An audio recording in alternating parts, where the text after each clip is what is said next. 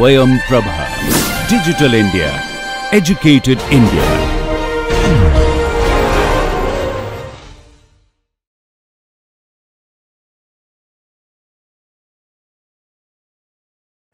Hello everyone, welcome back to Optimization in Civil Engineering. In the last few lectures, we have been discussing about the multivariable optimization methods. In these methods, we have learned how to optimize a multivariable objective function using either the random search method or using the univariate method or grid search method, or even using the evolutionary optimization algorithm or simplex method. So the examples which we have chosen in these problems had certain mathematical equation which generally shows certain trend if we try to search in certain direction. Not all the objective functions in engineering problem are going to exhibit such a pattern. So if it is not exhibiting, these methods are good enough to solve such problem. But if we can well formulate an engineering optimization problem in such a way that we can understand the pattern of that objective function or the objective function value and use that understanding to find out the optimum solution, then the methods or the algorithms we have discussed so far may not be very efficient. So in today's lecture, we are going to discuss certain algorithms which can be quite efficient if we can detect the trend or if we can detect the pattern. So let us discuss about the pattern search methods. As I said, we are going to discuss about the pattern search methods today. There are two different pattern search methods we will be discussing today. So before we start about the pattern search method, let us understand more about the process.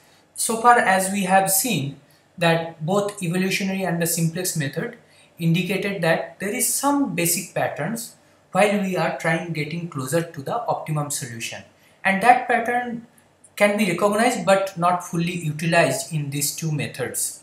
Now the simplex method did use the pattern to some extent by expanding or contracting accordingly.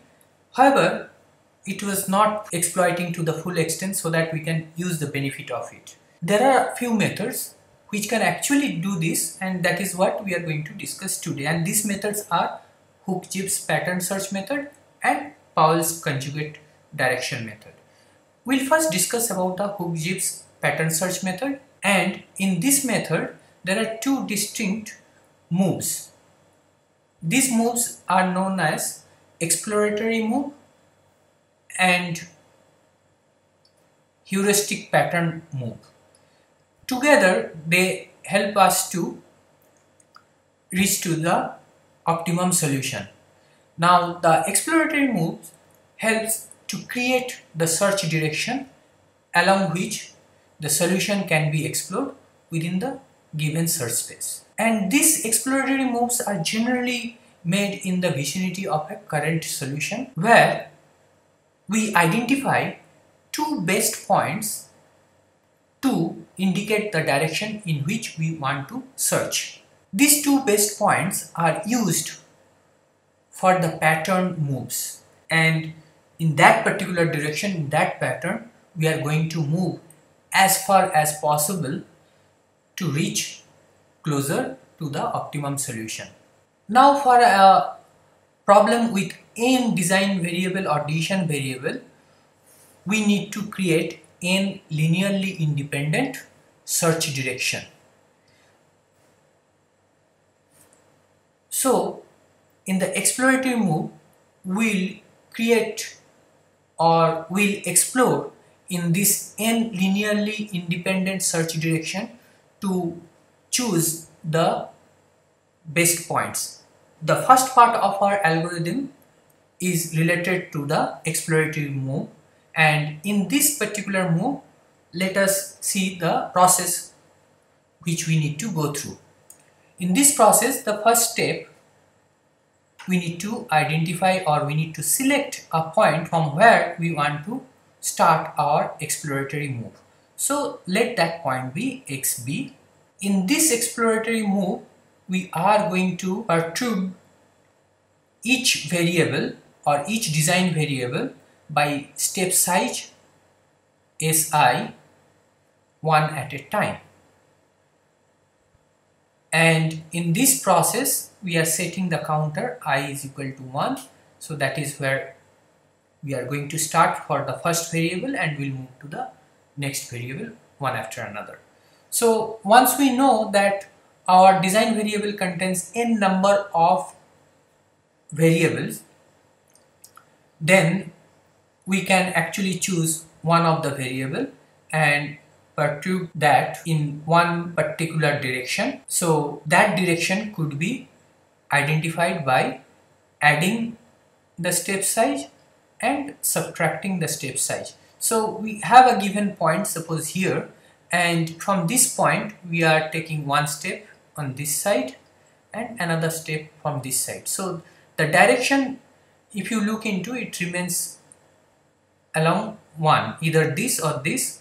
So from here we want to either go in this direction or go in this direction. So it's the positive or the negative direction.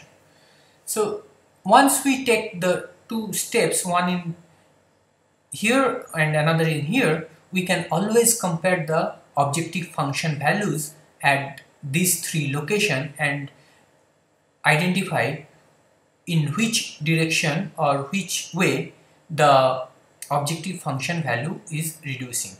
So that is why we are comparing those values. So we are first calculating the objective function value at the center point or the point, and then when we are adding the step size to one of the variable, we are again looking into the objective function value, and then when we are subtracting the step size, we are again looking into the objective function value. And once we compare, we retain the optimum objective function value and the corresponding optimum location. And in this process, if we haven't covered all the variables or the design variables, then we need to go again. So that is the reason we are checking in step 3 whether the I has reached the maximum number of the variable or not. If it is still less, we need to increase the I counter by 1, and it will move to the second variable, and we'll continue the process. And that is the reason we are going to step 2. Once we complete all the variable perturbation and we find the direction in which each variable is being optimized, then we reach or we compare the final location with the original location. And if the final location happens to be not equal to the original location, then our exploratory move is a success and we can go to the pattern search or pattern move. If it is not, our exploratory move is a failure. We need to revise the step size, which is again going to be dictated in the pattern move. Now in this process, as I said, we are going to choose one variable at a time to check the objective function value. So suppose this is my variable 1 and I checked in both sides of this variable 1 direction and found out that the optimum point is here, then basically using this point I'll be checking it for the second variable on both sides depending on the step size for that particular variable, and then whichever is the optimum location we'll be choosing that. Suppose this is the one, and if we go to the third one, like that way we have to keep on doing that. And in the process, if we find that we ended up selecting only this point for a reason, like if you have this point and this point, and out of these 3 points we found this is the best point, so we are going to return this, and then for the second variable we are going to look the two different direction, and again if we find that for the 3 point this is the best point, the third and the fourth. If we keep on doing this and we end up not moving anywhere from this point, that is when we are saying the exploratory move has failed. Otherwise, if we move at any of the direction for one of the variable, then we say it is a success. With this understanding, let us move to the pattern move. The pattern move algorithm starts with selecting a point from where we are going to start our Hook-Jeeves pattern search method. In this point, we are also setting up the step size. Now the step size for each of the variable can be different. If we really know each variable sensitivity and their range, we can always select appropriate step size for that particular variable. Then we are also selecting a variable called alpha, which is supposed to be greater than 1, and this alpha is actually used to reduce the step size when there is a failure in the exploratory search. And we are also selecting sufficiently small value epsilon for our termination criteria, and in the process we'll see how the termination criteria is being used. There could be other termination criteria, but in this case we'll be using one of them. So once all these initial values are done, then we are going to go to step 2, where we are going to perform the exploratory move, which we have discussed just before this in the previous slide. So we are passing this information in the exploratory move, and in that exploratory move we actually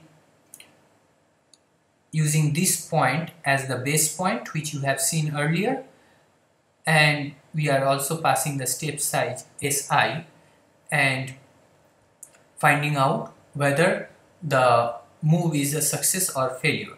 So if it is a success, it is good. So we get a new point xj plus I equal to the optimum point which we have recorded in the exploratory move. And once we find this, we move to the step 3. I'll come to the step 3 later. Before that, let us see what can be done if the exploratory move failed. So in case of failure, we do check the scalar quantity of the step size vector, and once we look into the scalar quantity of the step size vector and find that it is still higher than the selected precision value, then we need to decrease the step size and repeat the step 2, which means we are going to go to the exploratory move with a different step size which we had done earlier. And then if that is a success, it is good, so then we'll end up here and we'll go to step 3. If not, again we are going to come back into this step and see whether the scalar quantity of the size vector is less than the precision or not. So this process continues until it becomes less than the precision value. If it becomes less or equal to the precision value and we found that the exploratory move is a failure, then basically we need to terminate the process and report the final xj which we have obtained, or the final design variable values which we have obtained as the optimum solution, and the objective function value at those design variable as the optimum function value. Now we'll go to the step 3, which is generally used, or which is going to be used when our exploratory move was a success. So in this case, we are increasing our counter j equal to j plus 1, and then we perform a pattern search in the direction of the exploratory move which had established a direction by using this formula. So the pattern search is going to lead us to a point xp optimum, which is obtained by adding the newly obtained point with the direction established between the newly obtained point and the previous point, multiplied with a factor lambda star. So we need to optimize the lambda value to what extent we can move along that pattern. Once we convert this problem, a multi-objective problem, with this formula, we will find that the problem has become a single objective problem where we need to optimize the lambda, and you can use any of your single objective optimization algorithm to find the lambda value.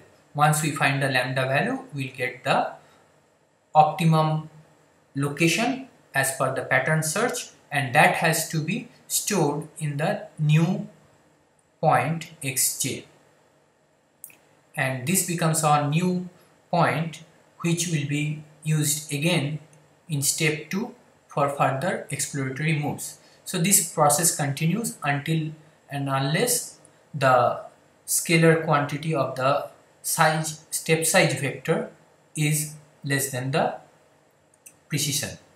Other values to check the precision, for example, we can always check the objective function value, or we can also use the number of iterations as a termination criteria.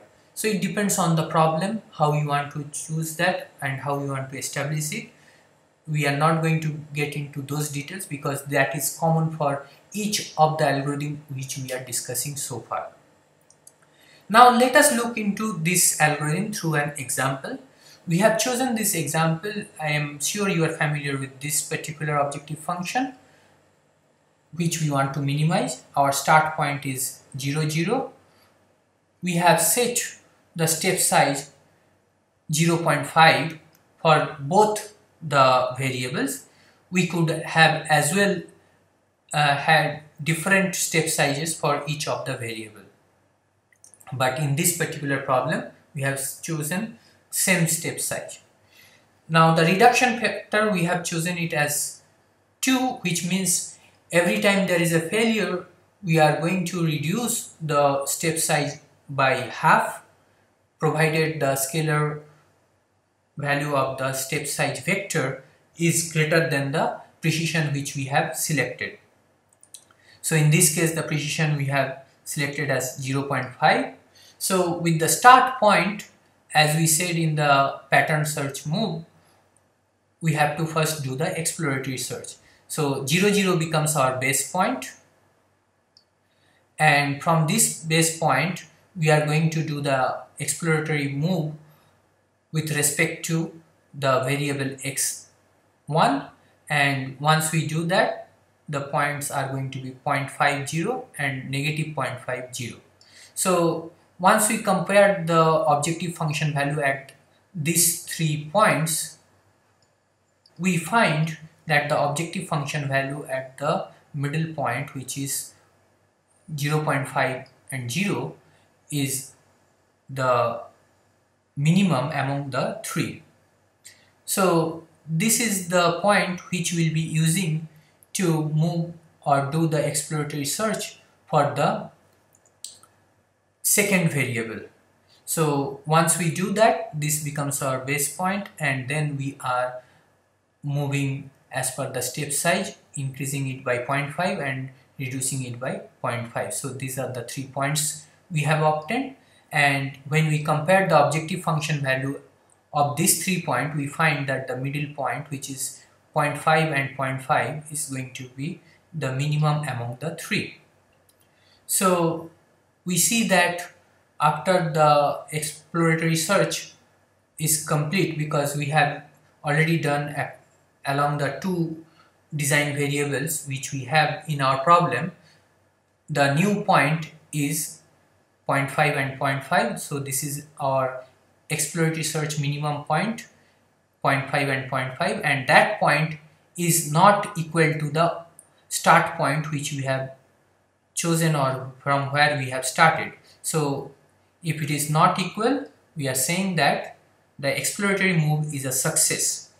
So once we see that it is a success, we'll do a pattern search, which is our step 3 in the algorithm along that direction. So in this pattern search, my current point is this, previous point is this. So the pattern search point is going to be from point 5.5, which is this, and we are going to find the direction based on these 2 points x0 and x1, and once we write it, it is going to be like this. And if we replace the variables in our objective function, which is going to be like this. So in this objective function, you see that the decision variable is now lambda, and it is now a single variable optimization problem. And after using any of the method, golden section search method or the Fibonacci search method, so once we apply that, we find out that the lambda value is going to be 4.083 optimum value. And if we use this lambda value, then we find that our new point is going to be 2.54 and 2.54, and this becomes our new optimum point after the pattern search method. Once we get this point, again we have to get into the exploratory move or exploratory search. And in the exploratory search, we are again going to search it in the direction of the first variable. So we use this as the base point, and the 2 other points by adding and subtracting the step size with the x1 variable. So these are the 2 other points, and once we compare the objective function values of these 3 points, we find that the middle point again stands out. So we use that middle point for the exploratory search along the second variable, and as I said, this is the base point for the second search, and once we add the step size to the x2 variable, we get these 2 points. And when we compare the objective function values, we found the third point is the best among the 3. So this third point, which is this particular point, is the optimum point in the exploratory search of this iteration. So, and this point is not equal to the base point with which we started the exploratory search. So again, our exploratory move is a success, and we'll use this to do a pattern search along this particular direction. For the direction, now this is my new point and the previous point is this. So once we put it into the direction search formulation, we find that the direction search point is going to be like this, where these 2 points, if we replace it in our objective function, again we are going to obtain a single variable objective function with respect to lambda, which we need to optimize, and once we optimize, we'll find the lambda value as negative 0.045. So which is going to tell us that the new point after the pattern search is going to be 3.02 and 2.06. And with this base point, we need to go for an exploratory search. That is what exactly we are doing. This is the base point, and we add the step size with the first variable and subtract with the first variable, and we get these 2 points. When we compare the objective function value, we find that the first point, the objective function value, is the minimum, and using this point again we'll do the exploratory search along the second variable. So this is the base point for the second variable. So we add the step size with the second variable and subtract the step size with the second variable. So again, when we compare the objective function value of these 3 points, we find the first point has the minimum objective function value. It indicates that the optimum point obtained in the exploratory search method is exactly the point from where we have started. So in other words, the exploratory move is a failure. So if it is a failure, we need to check the scalar quantity of the step size vector, and that is going to be 0.707, and which is greater than our precision 0.5. So we need to reduce the step size. We have chosen a reduction factor of 2, so our new step size is going to be 0.25. With this 0.25, we'll move to the exploratory search. Our base point remains same, 3.02 and 2.06, and once we complete the exploratory search, in the process we again find out that there is no point with step size 0.25 better than the point which we have started. Hence again the exploratory move is a failure. And when we go back to the pattern search and find out the scalar quantity of the step size vector, we find this time that the scalar quantity is less than the precision value.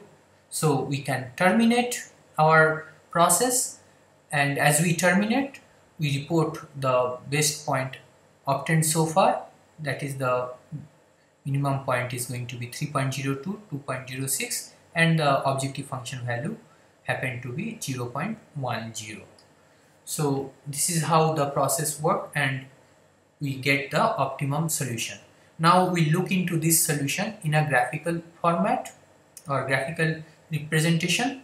So in the graphical representation, we can see that once we start with our point 0, 0 and did an exploratory search along the first variable, so we added 0.5 and we also subtracted 0.5, so other point was here. And once we compared the objective function value at these 3 points, we found this yield to be the minimum, or this yielded the minimum objective function value. So we choose this as a base point, and then we looked into the objective function value by adding and subtracting the step size along the direction of the second variable. So when we added, this is the point, if we subtract, this is the other point. And if we do so, and check the objective function value, we find that this particular point yielded the minimum, and hence we choose this as our point or optimum point at the end of the exploratory search, as we had already reached the end, the number of the design or decision variables. So this is going to establish a direction, and that direction can be established based on this last point and the initial point which we have started for our exploratory search. So this direction, if we want to search from this particular point, we'll find that the optimum point along this direction is going to be here, and this point is 2.54, 2.54. So this is the point